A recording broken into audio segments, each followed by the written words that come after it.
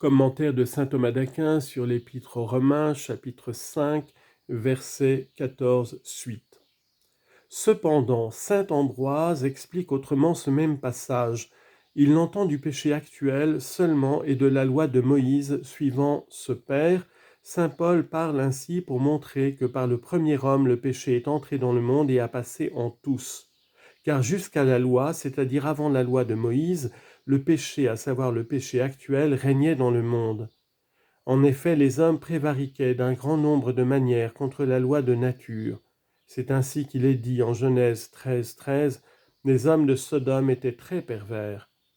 Mais le péché n'était point imputé parce que la loi n'existait pas. Parole qu'il faut entendre en ce sens que le péché était imputé comme punissable devant les hommes.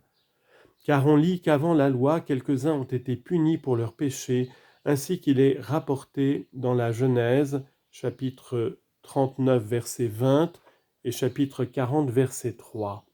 Mais le péché n'était point imputé comme punissable par Dieu, car on ne croyait pas alors que Dieu punissait ou récompensait les actions des hommes, selon ces paroles de Job 12, 14. Dieu ne considère pas ce qui se passe parmi nous, et il se promène sur les hauteurs des cieux. Dans la suite, la loi ayant été donnée par Dieu, on connut que le péché était imputé comme digne de châtiment, non seulement par les hommes, mais par Dieu. Voilà pourquoi les hommes, ne croyant point qu'ils seraient punis par Dieu pour leurs péchés, les commettaient librement et sans retenue, dès qu'ils ne craignaient point le jugement des hommes. Aussi saint Paul ajoute, mais la mort, c'est-à-dire le péché, a régné, c'est-à-dire a exercé de toute façon sa domination, depuis Adam jusqu'à Moïse exclusivement. Car par Moïse a été donnée la loi, qui commença à diminuer le règne du péché, en inspirant la crainte du jugement de Dieu, selon cette parole de Deutéronome 5, 29, qui leur donnera d'avoir un cœur tel qu'ils me craignent et qu'ils gardent tous mes commandements. Le péché, dis-je, a régné jusqu'à Moïse, non pas cependant sur tous, mais sur ceux qui ont péché à la ressemblance du péché d'Adam. Saint Ambroise prétend que dans les anciens textes, on ne trouve pas de négation, ce qui le porte à croire que notre texte a été altéré. Car Adam ajouta foi plutôt à la promesse de Satan qu'à la promesse de Dieu, ainsi qu'on le voit en Genèse 3,6, préférant en quelque sorte Satan à Dieu. Ainsi prévariquent par une transgression semblable à celle d'Adam les idolâtres qui abandonnent le culte de Dieu pour honorer le démon. Sur cela donc la mort, c'est-à-dire le péché, a régné complètement parce qu'il les posséda entièrement. Mais il y eut avant la loi de Moïse des adorateurs du vrai Dieu, qui alors même qu'ils commettaient le péché n'étaient pas cependant sous le règne du péché, parce qu'ils ne les séparaient pas entièrement de Dieu. Ils péchaient sous la dépendance de Dieu, c'est-à-dire avec la foi d'un seul Dieu, même quand ils péchaient mortellement ou unis à la charité de Dieu lorsqu'ils péchaient véniellement. De ces deux explications, on peut tirer une troisième qui semble s'accorder davantage avec la pensée de saint Paul. L'apôtre avait dit en effet que par un seul homme le péché est entré dans le monde. Or le péché étant la transgression de la loi divine, on pouvait s'imaginer que cette assertion n'était point vraie quant au temps qui précédait la loi, surtout lorsqu'on observait que l'apôtre avait dit, Romains 4, 15, « Où n'est point la loi, il n'y a point de prévarication ». On pouvait donc conclure que le péché était entré dans le monde non par un homme mais par la loi. Aussi, pour repousser cette interprétation, saint Paul dit que jusqu'à la loi, c'est-à-dire pendant le temps qui précéda la loi, le péché tant originel qu'actuel régnait dans le monde, et toutefois il n'était point connu, surtout en tant que punissable par Dieu. C'est ce que l'apôtre ajoute, mais le péché n'était point imputé, à savoir comme existant directement contre Dieu, puisque la loi n'était point encore donnée par Dieu. Certains esprits, en effet, remarque Aristote, au livre 5 de l'Éthique, s'imaginèrent qu'il n'y avait rien de juste naturellement, et par conséquent rien d'injuste, mais que le juste et l'injuste n'existent que par le fait d'une loi humaine positive. Dans cette hypothèse, nul péché, et principalement le péché originel, n'était réputé, c'est-à-dire n'était connu comme s'élevant contre Dieu. Mais l'effet du péché prouve la fausseté de cette assertion, car la mort corporelle a régné depuis Adam, par qui le péché originel est entré dans le monde, jusqu'à Moïse, sous lequel la loi a été donnée. Or, comme la mort est l'effet surtout du péché originel, il est évident qu'avant la loi, le péché originel existait dans le monde. Pour qu'on ne dise point que la mort frappait à cause du péché actuel, saint Paul dit qu'elle a régné même sur ceux qui n'ont point péché par un acte personnel, à savoir sur les enfants et même sur les justes qui ne sont pas rendus coupables du péché mortel, mais qui ont péché cependant dans le premier homme, d'après ce qui a été dit plus haut. Voilà pourquoi l'apôtre ajoute, par une prévarication semblable à celle d'Adam, en tant qu'ils ont reçu la ressemblance de ce péché par leur origine, en même temps que la ressemblance de la nature, comme s'il disait, de ce qu'ils mouraient sans péché personnel. Il y a là une preuve qu'à raison de leur origine, la ressemblance du péché d'Adam s'était étendue jusqu'à eux. Troisièmement, lorsque saint Paul dit au verset 14, qui était la figure de celui qui devait venir, il étend la similitude renfermée dans l'adverbe « comme ». Il dit donc « qui », à savoir Adam, est la forme, c'est-à-dire une sorte de figure de celui qui doit venir, en d'autres termes de Jésus-Christ. Mais Adam en est la figure par opposition. De même en effet que par Adam le péché et la mort sont entrés dans le monde, de même par Jésus-Christ sont entrés la justice et la vie. Confère 1 Corinthiens 15, 47, le premier homme formé de la terre et le terrestre, le second venu du ciel et le céleste.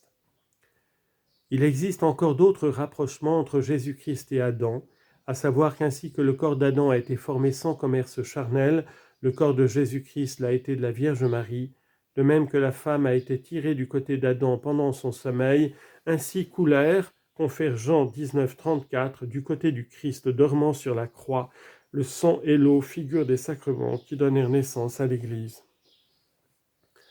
Chapitre 5, versets 15 à 19. Mais il n'en est pas du don comme du péché, car si par le péché d'un seul plusieurs sont morts, bien plus abondamment la grâce et le don de Dieu, par la grâce d'un seul homme, Jésus-Christ, se sont répandus sur un grand nombre. Et il n'en est pas du don du péché venu par un seul. Et il n'en est pas du don comme du péché venu par un seul, car le jugement de condamnation vient d'un seul, tandis que la grâce justifie d'un grand nombre de péchés. Et si par le péché d'un seul la mort a régné par un seul, à plus forte raison ceux qui reçoivent l'abondance de la grâce et du don et de la justice régneront-ils dans la vie par un seul, Jésus-Christ.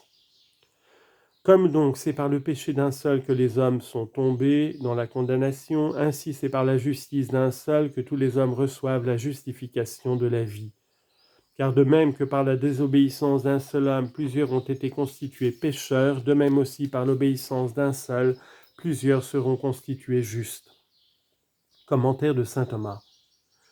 Après avoir expliqué l'introduction du péché dans le monde, l'apôtre traite ici de l'introduction de la grâce qui détruit le péché. Dans ce dessein, il montre premièrement comment le péché entré par un seul homme dans le monde a été éloigné par la grâce, secondement, comment a été éloigné par la même grâce le péché qui avait surabondé depuis la promulgation de la loi, à ce mot au verset 30, « Or la loi est venue ». Saint Paul montre donc que la grâce de Jésus-Christ a détruit le péché introduit dans le monde par Adam. En comparant la grâce de Jésus-Christ avec le péché d'Adam, il fait voir que la grâce de Jésus-Christ a plus de puissance pour le bien que le péché d'Adam n'en a pour le mal. Pour le prouver, d'abord il compare les causes entre elles, c'est-à-dire la grâce de Jésus-Christ avec le péché d'Adam. Deuxièmement, les effets de l'un et de l'autre. Dans la comparaison des causes, il expose la comparaison, ensuite il la développe. Il dit donc, « J'ai annoncé qu'Adam est la figure de celui qui devait venir. » Verset 15. Il n'en est pas de la grâce comme du péché, comme s'il disait, « Il ne faut pas penser que la faute d'Adam ait été d'une aussi grande efficacité que la grâce de Jésus-Christ. » La raison en est que le péché est causé par la faiblesse de la volonté humaine, mais la grâce procède de l'immensité de la bonté divine. Or, il est de toute évidence que la bonté de Dieu l'emporte sur la volonté de l'homme, surtout dégradé comme il est. Voilà pourquoi l'efficacité de la grâce est au-dessus de tout péché. C'est aussi pour cette raison que David s'écriait au psaume 50, verset 1, « Ayez pitié de moi, mon Dieu, selon la grandeur de votre miséricorde. » Voilà pourquoi encore ce blasphème de Caïn est justement réprouvé, en Genèse 4, 13, « Mon iniquité est trop grande pour que je puisse en obtenir le pardon. » Quand l'apôtre dit au verset 15 « Car si par le péché d'un seul, il développe ce qu'il avait avancé, à savoir que le don de la grâce l'emporte sur le péché d'Adam.